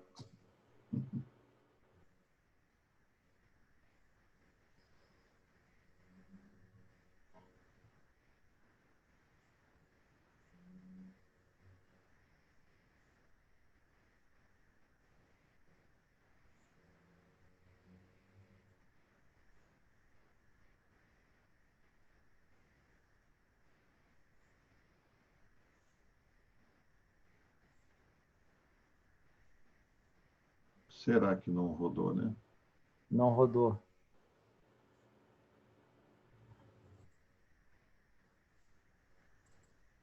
Agora vai. Esse aqui é o do Rocha Verá, tá? Escavação primeiro, tá certo? Movimentação de terra, construção das fundações. Aqui já a grua posicionada. Tudo bem? Não rodou. Apareceu o teu Não apareceu. Outlook. Eu vou mandar para o Renato. Eu não sei por que não está funcionando. Que pena. Eu tenho esse problema também com o Zoom, viu? Eu não consigo compartilhar um vídeo. É engraçado isso. Eu acho que é o Zoom mesmo. Pena, mas eu mando para o Renato e aí vocês têm os vídeos. Pode ser? Pode. Ok. A gente não Bom. né? Então, vamos lá. Aqui é o sistema de forma dos pilares, um sistema muito bacana que a gente desenvolveu para essa obra de formas metálicas. Tudo bem? Não voltou a página. Não. Opa, não está compartilhando? Não. Tá. Aqui tá normal. Para mim tava normal. Para mim tá preta aqui. Ué. E agora? Aqui tá normal. Bom, Vocês estão vendo? para mim ela tá Normal. preta. Que engraçado. Renato, talvez conexão, não quer tentar sair do full da tela cheia e voltar? Espera aí, deixa eu ver. Eu estou vendo teu mouse mexendo, estou te vendo, mas não estou vendo a apresentação. Que engraçado.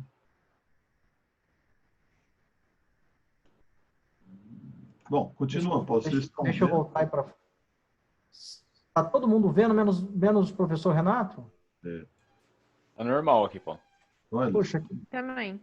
Aqui também está normal. sigo então, Renato, o que eu faço? segue, Paulo, segue. Que pena. Bom, eu estou te acompanhando na tua apresentação que você mandou. Você tem apresentação, beleza. Essa... Bom, aqui vocês estão vendo os jogos de forma que a gente usou lá, Então, a periferia do prédio, do terceiro ao primeiro subsolo, isso que está em amarelinho, foi um jogo mais complementos. No térreo, a gente reformou esse jogo de formas, o roxinho. Depois, o terceiro subsolo ao mezanino é um jogo de forma também mais complementos, o azul. Do segundo, vamos observar que a fachada vai abrindo, né? Ela tem um ângulo do lado direito. Depois, do segundo ao 18º pavimento, o mesmo jogo de forma. E do 19º, deixa eu só colocar alguém para dentro aqui, o Lucas saiu, voltou. Depois do 19º pavimento até o heliponto, mais um jogo de formas, né? Bom, a logística para essa obra, nós usamos uma grua específica para o concreto, atendendo o concreto, toda a logística noturna, então os materiais, tudo subia de noite, para que nas 7 horas da manhã, quando o pessoal chegava nas suas posições, já estava tudo pronto para trabalhar, e uma segunda grua, né, para atender os demais serviços da obra, fachada e tudo mais. Escada pré-fabricada, eu não sei por que a gente faz escada. Escada é um negócio chato para fazer, né? Forma de escada, armar escada, puxa, pré-fabricado é tão fácil, eu não sei por que a gente perde tempo com isso, né? Mas lá a gente mudou isso também. Bom, e com BIM... Os engenheiros conferir a armadura. Boa. E com o BIM, é muito mais fácil a gente visualizar, discutir com as equipes o que fazer, desenvolver plano de ataque, fazer o estudo das etapas de escavação, que lamentavelmente vocês não puderam ver aqui, mas depois vocês veem, né? Tem um outro vídeo, eu não sei se vai adiantar, que mostra aqui, não sei se vocês vão ver, né? Eu estou meio frustrado com essa coisa do vídeo. Vocês estão vendo ou não? Não, né? Não. Eu vou ter que mandar para vocês depois. Que mostra essa obra sendo atacada, né? E a limitação que é fazer uma obra como essa num espaço que você não tem praticamente canteiro, não tem. Então, uma obra que teve uma logística muito difícil, mas muito bem planejada, né? E foi feita, então, nesses 17 meses, esses 34 andares, os subsolos, etc. 17. Exatamente. Né? Entregamos 2 semanas antes do target. Olha só. Bom, aqui é uma outra tipologia de casas modulares industrializadas, né, que a gente fez lá na Fazenda Boa Vista. São vilas de casas que a gente montava em 4 meses e meio, 5 meses. Né? Nós, ao contrário de todos os projetos, aqui a gente conseguiu se impor, né? A engenharia deu as premissas para a concepção arquitetônica do produto. Eu brinco, né? Falo, pô, quando o empreendedor vai e contrata um arquiteto para fazer um prédio, um produto qualquer, é que nem o Oscar Niemeyer, ele solta 2 traços ali e já está definido o custo. Não tem muito o que fazer, né? E quando a gente consegue definir premissas para a concepção arquitetônica, a coisa vai bem. Aqui é um projeto bacana, de um arquiteto top, que é o Gui Matos, né? E ele se encaixou muito bem nessa coisa industrializada, modular, entendeu os conceitos e concordou, entendeu o porquê das premissas. A gente tinha uma meta muito agressiva, né, de custo para atender, né? Então, era um produto de alto padrão, modular, flexível, né? São 3 tamanhos de casas e modular de tal forma que eu desenvolvi 7 tipologias, predinhos, etc. Mas com 2 banheiros prontos, por exemplo, esses sistemas construtivos aqui foram empregados nos outros. Com 2 banheiros prontos, 2 tipos de banheiro, eu resolvia qualquer produto, né? Então, foi um sistema inteligente que eu conseguia ganhar escala com os mesmos elementos em produtos diferentes, né? Estrutura metálica, painel arquitetônico de concreto, laje pré, drywall, caixilhos em PVC, né? Um PVC alemão muito bacana, com uma estrutura de alumínio, uma alma de alumínio, né? Então, do ponto de vista de desempenho termoacústico e também de qualidade estética, é incomparável, muito superior, né? Kits hidráulicos de instalação, parede hidráulica, né? Enfim, bem pensada a casa. Tinha um smart box na entrada da casa, por onde você conectava todas as redes. A laje da cobertura era plana, a gente usou uma manta de PVC, que foi um produto que a gente trouxe para o Brasil, para a Sika, né? Então, é uma solda por eletrofusão com um equipamento com velocidade e temperatura controlada, não é que nem manta asfáltica, né? Sobe um cara com bujão de gás e um maçarico nas costas, né? Se ele está contente com o salário, se ele dormiu bem à noite, aquilo vai ficar bem feito. Caso contrário, é um Deus nos acude. É assim, não é, Renato? É assim. Tem muita gente que não gosta que a gente fale isso, mas é verdade. E olha que eu já dirigi empresa que fabrica essas coisas, né? Segunda-feira você não pode fazer concretagem, né, Paulo? O Corinthians perdeu ou ganhou, assim, né? É isso, né? E a gente gosta muito de fazer essas coisas com protótipo. Então, protótipo do Muxarabi, do banheiro pronto, né? Das esquadrias, né? Testa isso bastante antes de ir para campo, né? Isso é importante, né? Usamos muito Clash Detection pelo BIM, né? Então todo o projeto dessas casas foi em 3D, foi em BIM, né? Aqui é um estudo em BIM, né? Da montagem, da sequência de montagem, estrutura, os elementos, etc. Pô, aqui, lamentavelmente, vocês não vão ver também, eu tenho um outro filminho muito bacana do Navisworks mostrando uma casinha dessa sendo montada, tá? São casas de 320, 400 e 460 metros quadrados, né? São 3 tipologias diferentes, né? Mas mostra justamente um estudo dessa sequência de montagem. Lamentavelmente, vocês não vão ver. Oi? Foi a JHSF aqui? JHSF, Fazenda Boa Vista, sim, né? Aqui vocês já estão vendo as casas na etapa de montagem, né, com acompanhamento aqui da montagem, né, conforme o projeto, conforme o planejamento. Um engenheiro residente, tá certo? Só um engenheiro residente, um estagiário e um administrativo. Essa era a equipe de obra para montar vilas de 12 casas, 10 casas, 13 casas. Aqui o estudo da montagem, né, e o acompanhamento da montagem em campo, tá certo? Aqui no projeto, as peças que já estavam liberadas para produção, o que ainda tinha alguma pendência de projeto para ser definida, e cuidado, tá, gente? Quando vocês forem trabalhar com projeto de fabricação, com prédio ou elemento ou estrutura industrializada ou modular, é muito importante vocês encomendarem as peças exatamente na sequência que vocês vão montar. Porque para o fabricante é muito mais cômodo, ele está fazendo viga, ele faz todas as vigas, ele está fazendo pilar, ele faz todos os pilares, né? Vocês vão receber um troço que vocês não vão fazer nada com isso. Vocês têm que receber os elementos exatamente na sequência de montagem. Os fabricantes não gostam disso. Então é importante tomar esse cuidado, né? Aqui já as casas sendo montadas, o que vocês estão vendo em branco aqui são os banheiros prontos, né? Os acabamentos, os fechamentos, né? Aqui as casas já praticamente acabadas, né? O que atrasou nessas casas? Vocês estão vendo esses blocos aqui? Tá certo? Então isso aqui é coisa que é para o deck, casa de máquina. Tudo aquilo que não era industrializado, modular, atrasou. Ou seja, acabou no prazo que a gente queria, porque tinha muito tempo para atrasar, né? Essa é a verdade. Eles podiam atrasar o que eles quisessem, que tinha 4 meses para fazer essa encrenca toda, mas eu acabava as casas e tinha que ficar vendo os caras lá fazer alvenaria, deck, piscina, etc. Nessa obra a gente não conseguiu industrializar a piscina. Hoje já tem um conceito diferente para isso, né? Mais uma imagem desses produtos acabados, né? As casas são realmente muito bonitas. Essa é uma outra tipologia, mas em concreto, estrutura de concreto, também na Fazenda Boa Vista, né? Vilas da Hípica. Então aqui antes do paisagismo, tá uma visão meio árida, né? Mas é uma vila de casas também. Essa é uma outra tipologia, tá certo? E aqui, um estudo de soluções de engenharia para a implantação de uma pista de um aeroporto, tá? Que por acaso é o aeroporto Catarina também, né?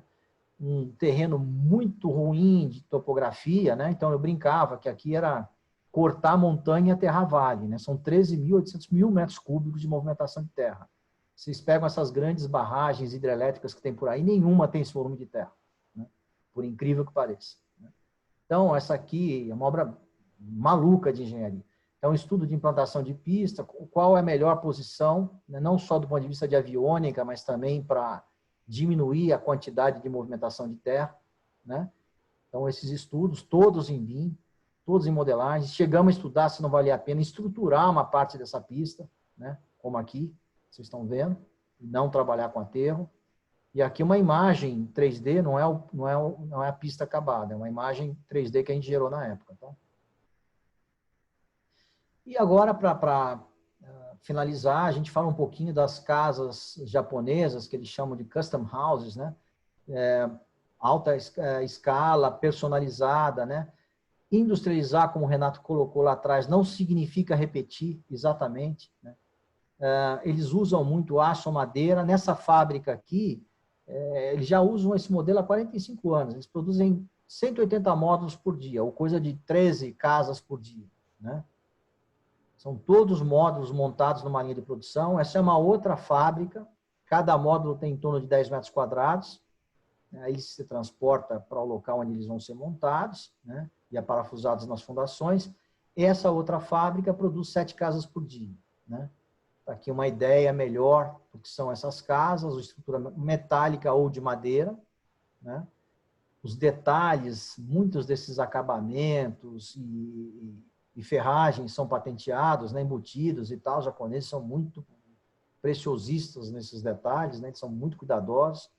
Aqui uma linha de produção dessas, né? E um cuidado grande que eles têm com o PET, né? Um monte de acessório para PET. Uma coisa interessante. Eu não vou mostrar o vídeo, mas eu, para terminar, falo de uma grande empresa de construção modular no mundo, que é a maior startup do mundo na construção, que chama Caterra. Uma empresa que é bom vocês ficarem de olho nela, uma empresa americana que opera na Ásia, na Europa e na América do Norte, né? Ela foi criada em 2015, só vai dar resultado a partir de 2021, 2022. Né? Já captou 1,1 bi de dólares. É o maior valor já captado pelas Construtecs do mundo. E aqui, nesse vídeo, é uma fábrica da Caterra que faz CLT, é madeira. É Cross Laminated Timber, que é madeira prensada, tratada, colada, né? Que você faz peças aí, vigas de 20 metros de comprimento. Uma loucura, peças muito bonitas, né? Mas para você ter uma produção em escala como essa da Caterra, é muito caro montar uma planta dessa aqui, né? Tem gente trabalhando com CLT no Brasil, mas é uma coisa mais artesanal, projeto a projeto, né? E que lições a gente aprendeu com construção modular e com essas coisas que eu trouxe para vocês? Eu estou concluindo, tá? A gente começou um pouquinho atrasado, Renato, eu vou acabar um pouquinho atrasado, tá? Tá bom, tá no horário. Isso, né? Já estou terminando. Então, o que a gente aprendeu com o Fórum Econômico Mundial de 2016, né? Acho até legal vocês depois darem uma lida nesse relatório, né? A população mundial aumenta 200 mil pessoas por dia, né? Todo mundo precisa de habitação, de infraestrutura, né? E a gente tem hesitado em abraçar as oportunidades tecnológicas, ao contrário da indústria, né? Então, não tem espaço mais para aquilo que eu chamo de artesanato construtivo, né? A industrialização e a construção modular não são uma alternativa, mas uma solução para esse problema, né? A gente não pode só querer ser indústria, a gente tem que ser, né? Então, é preciso uma revolução, oxigenar as lideranças, né? E vocês são jovens, estão vindo aí, então acho que vocês têm que trabalhar nesse processo de mudança, né? Adotar ferramentas e tecnologias que permitam ganho de produtividade, olhar com fome para isso. Hoje você tem captura de dados, BIM, internet das coisas, automação, um monte de coisas aí que vocês podem usar e que estão sendo empregadas na construção, né? Desenvolver soluções robustas, né? E o que a gente precisa? Transformar a construção de fato numa indústria moderna e eficaz, que entregue produtos competitivos, inovadores, etc. Né? E lembrar que, apesar de toda essa tecnologia, são as pessoas que sempre vão estar no cerne da estratégia. Tá? Então, a mudança começa por aqui, e não pela tecnologia em si. Isso é importante a gente ter em mente. Né? É isso, gente. Eu estou à disposição de vocês. Muito legal. Lamento aí pelos vídeos não terem funcionado, mas eu compartilho com o Renato e depois ele pode, num outro momento, mostrar para vocês, né? Como esses vídeos não são meus, eu não gostaria de divulgar, mas o Renato pode mostrar e esconder, tá certo? E já que o interesse é didático. Mas espero que tenha sido interessante. Estou à disposição de vocês aí para perguntas e para o que vocês quiserem fazer. Ô, Paulo, Boa noite. É o Felipe que tá falando. Oi, É, Felipe. aquelas Você é o casas. Felipe sem câmera, tá certo? É isso aí, isso aí. Fica- Aquelas casas que você fez com o Guimatos na Fazenda Boa Vista, qual o tempo mais ou menos de execução delas? Ou de cada uma, assim, a gente pode falar assim. Tá. Foi de 4 meses e meio a 5 meses de montagem, dependendo do terreno, das condições do terreno. Mas algo entre 4 meses e meio e 5 meses. Ah, entendi. Ou seja, a cada 4 meses, essas casas eram vilas de casas. A cada 4 meses e meio, 5 meses, a gente entregava uma vila pronta. Quantas Eu vilas? patolava um guindaste, né? Com um guindaste eu montava duplas de casa. Então tinha 12 casas para montar, eram 6 guindastes. Em 6 meses, em 4 meses e meio, 5 meses eu tinha as 12 casas. Ô, Paulo, eu acho que a gente precisava mudar, era a graduação, né? A gente precisa começar a pensar lá atrás, né? Para esses jovens aqui saírem, a gente está num curso de pós, né? Falando em excelências construtivas, se mostrou o suprassumo da excelência. Eu adorei essas casas. Aqueles prédios na Vila Madalena são nesse sistema, Paulo? Tem uns prédios, parecem. São vários pavimentos assim. Será que tem alguma coisa de modular? Não? Ou foi feito só. Da Ideias Arvos, Exatamente. na verdade, eles têm. A Ideias Arvos está trabalhando com estrutura metálica, não com construção modular ainda, mas eu sei que ela tem projeto para isso. Quem fez na Vila Madalena um projeto modular bastante interessante foi o Arthur, de uma empresa chamada Mora. Mas são os predinhos, é um predinho, é o primeiro projeto dele, com cara de container, né? E são unidades bastante compactas para locação, mais para estudantes e um student housing. E o projeto deles é para locação e não para venda. Também na Vila Madalena.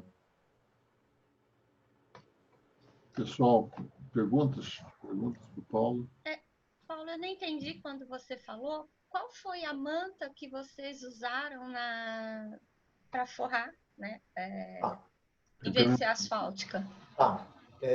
Bom, tem 2 tipos de manta muito competentes para esse tipo de utilização, Adriana.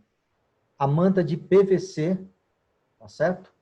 E a manta de TPO. São 2 polímeros diferentes. O PVC é um pouco mais flexível que o TPO. Mas os 2 têm o mesmo tipo de soldagem, que é quase que uma vulcanização desse polímero. É uma eletrofusão, né? É uma maquininha que desloca numa velocidade, numa temperatura controlada, de forma que essa solda é perfeita, né? E geralmente essa solda é feita numa costura dupla. É como se fosse uma costura dupla que fica um canalzinho no meio. E aquele canal você pode testar 100% a pressão a vácuo para garantir que a emenda está bem feita. Ele não é aderido, viu, Adriana? Ele é só... Fica solto. Fica Solto. Sim. Que é dilatação e tudo. Não dá rachadura, é mais flexível, eu acho. Ele é mais flexível e você envelopa a cobertura. Basicamente é isso que você faz. Entendi. Seria a manta PAD, ou Paulo?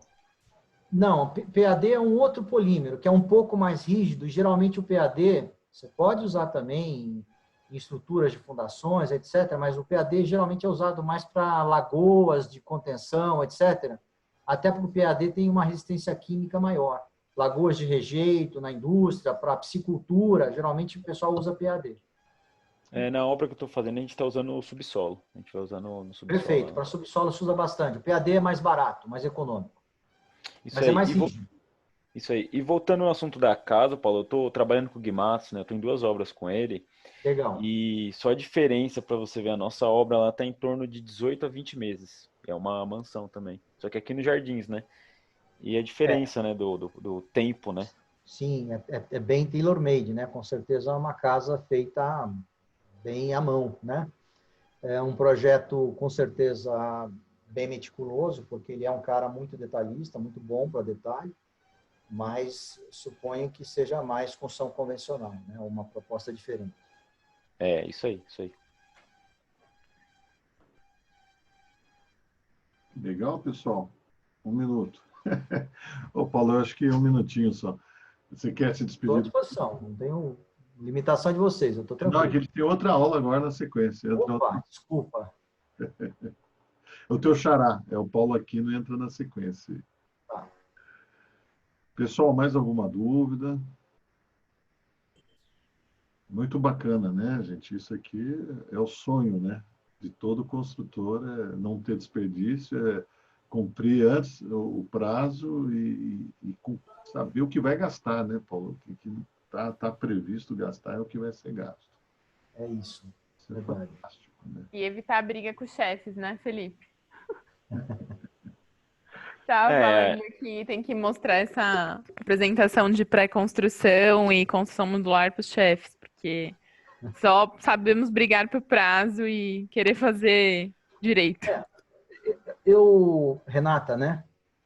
Eu tenho escrito um pouco sobre essas coisas, tanto para o building como para o núcleo de conteúdo do Clube da Construção Civil. Você pode fazer, pegar um e-book desses lá do Clube da Construção Civil e passar para o chefe ler, pô. Despretensiosamente. Eu pus o material deles, viu, Paulo? Eu coloquei. Legal, Lá legal. no Google tem os links para... Já vai direto nos e-books lá da C3, da Construliga, né? Tá tudo ali, vocês podem abaixar o e-book do professor. Eu estou tentando ajudar vocês a bater nos chefes. É isso aí. mas acho que a maior dificuldade mesmo ou então chamam para a gente validar projeto uma semana antes, sem ter tempo de estudar.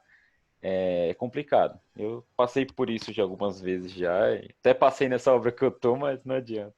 É difícil. Eu tive uma situação muito difícil, rapidinho, tá, Renato? Só para comentar, porque acho que é importante dentro daquilo que o Felipe colocou. Numa incorporadora grande, eu comecei a trabalhar, montei uma equipe de engenharia, me deram 12 projetos. Nós vamos lançar esses 12 projetos aqui. Todos eles já estão na fila aí, estamos lançando. Eu olhei para os projetos, cada um deles, falei, gente, não dá para lançar. Daqui sai 3,5 milhões, lá tem um monte de erro. Falei, vocês escolham 4, daqui a 4 meses vocês têm 4 projetos para lançar. Então, às vezes você tem que fazer isso, porque não faz sentido. Fazer coisas com irresponsabilidade não faz sentido nenhum. Né? E o projeto precisa de maturar, precisa de pensar. Né? Depois, o impacto é muito ruim para todo mundo e para a própria economia, né? Para o ambiente construído em si. Né? A maioria... Tem um estudo, Paulo, no IPT, foi uma dissertação de mestrado, que a professora Luciana Oliveira, tua xará, conhece, né? Trabalha lá com o Hércio, com o Cláudio. E ela fez a orientanda dela é arquiteta, e ela fez um levantamento junto a grandes construtoras, incorporadoras.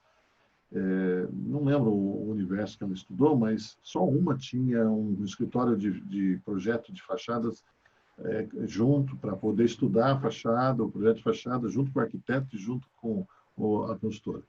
As demais todas soltavam o projeto de fachada durante a obra em execução, resolvia colocar pele de vidro com a obra em andamento. Nossa, aquela confusão toda, né? E é o que acontece, né? O pessoal quer mudar o sistema construtivo, quer incorporar uma inovação tecnológica com a obra em andamento, com aquela equipe que não está preparada para aquilo. Verdade. Aí você desanda o bolo todo aí. É isso. Muito bom, Paulo. Muito obrigado. Agradeço, gente. Agradeço aí. Cadê a cara de vocês? Obrigada. Vai, põe. Foi um prazer. Estou à disposição. Se vocês precisarem, eu puder ajudar. Estou à disposição. Pega essas câmeras aí, vai, que eu quero tirar uma foto de vocês aí. Vai, gente. Menos o Felipe, né? O Felipe está escondido aí. Dá o nome aí, Paulo. Vai aparecer o nome. Aí, Matheus. E aparece, né? Do nada aparece a câmera dele que não estava funcionando. Cadê? iPhone Rafaela, Marcos, Mike, João Pedro. Esses daí, ó. Cadê? Ó, Felipe, eu tenho um amigo que não gosta de aparecer nas lives também, eu vivo brincando. Eu acho que ele tem uma namorada muito feia, porque é a única razão para ele se esconder. Mas não chegou ainda, eu já comprei já pelo extra, mas não chegou ainda. Dá para chegar, semana que vem tá aqui. Vai lá, dá um sorriso aí. Olha a foto. Mais uma. Aí. Paulo, obrigado. Disponha, gente. Renato, foi um prazer, tá? Boa aula para vocês aí. Perdão se a gente passou um pouquinho. Imagina, obrigada, Paula. Obrigada. Obrigada. Renato. Valeu, Paulo, obrigado, hein? Obrigada. Até mais. Só fechar a chamada aqui. Paulo, fica à vontade. Eu vou só confirmar aqui. Cadê o João? Tá aí, João Pedro? Tá, João Pedro tá.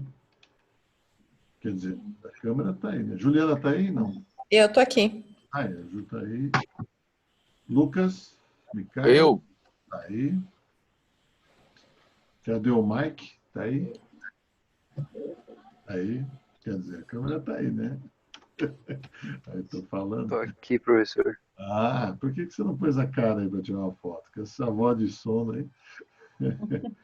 Rafael não tá. O Rafael não avisou que ele... Né, avisou que tá lá. Quer dizer que o Alan e o Carlos desistiram, né? É. Professor, Rafaela tá aqui, viu? Eu não consegui entrar no início da aula, mas eu entrei. Não, eu pus aqui. Tá bom, gente. Professor, Oi. professor, antes da gente se despedir, eu queria uma opinião sua. Pois não. Eu